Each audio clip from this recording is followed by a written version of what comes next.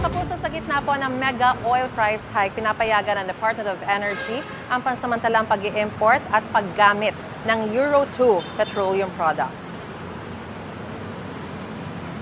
Ayon sa DOE, ito ay interim measure para matugunan ang problema sa supply ng mga produktong petrolyo dahil sa nagpapatuloy na gulo sa Middle East.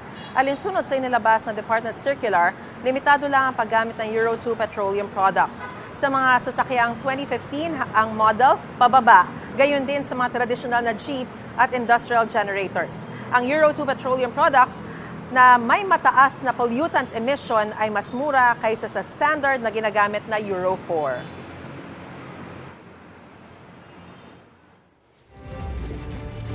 Igan, mauna ka sa mga balita, mag-subscribe na sa GMA Integrated News sa YouTube para sa iba't ibang ulat sa ating bansa.